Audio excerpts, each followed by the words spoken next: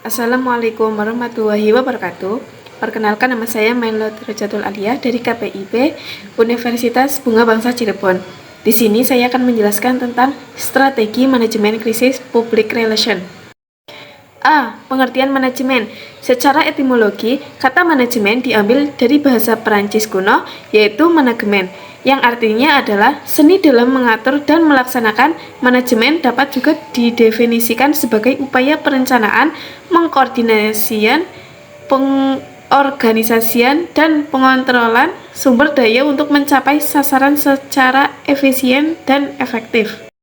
B. Pengertian krisis. Kata krisis berasal dari bahasa Yunani krisis yang berarti keputusan. Ruslan 2014, krisis dalam bahasa Cina diucapkan dengan weiji dan mempunyai dua arti, yaitu bahaya dan peluang.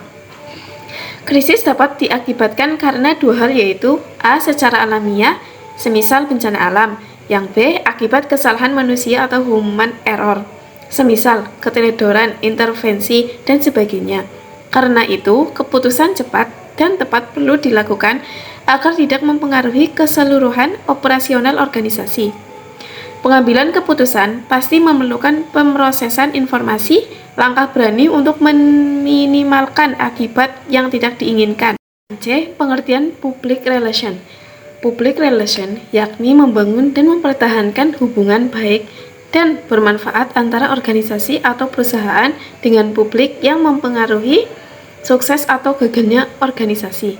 Peran public relation erat kaitannya dengan fungsi manajemen yang menggarisbawahi pada tanggung jawab, mengelola, dan mengembangkan reputasi perusahaan. Menurut Ruslan 2014, terdapat 4 peran utama public relation, yakni 1. Sebagai komunikator atau penghubung antara organisasi atau perusahaan yang diwakili dengan publiknya. Yang kedua, membina hubungan, yaitu berupaya membina hubungan yang positif dan saling menguntungkan dengan publiknya. Yang ketiga, peran backup manajemen, yaitu yakni mendukung dalam fungsi manajemen organisasi atau perusahaan. Yang keempat, membentuk corporate image, yakni public relation berperan dalam menciptakan citra positif bagi organisasi atau perusahaan. Situasi krisis public relation berperan untuk memberikan penilaian sehingga mampu menarik kesimpulan atas opini, sikap, serta aspirasi atas dampak yang berpengaruh kepada publik internal atau eksternal. Manajemen krisis public relation. 1. Pengertian manajemen krisis public relation.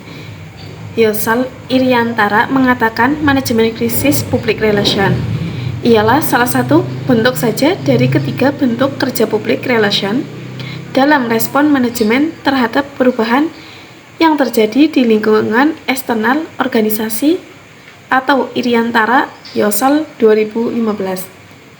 Kedua, 3 aspek dalam manajemen krisis. A.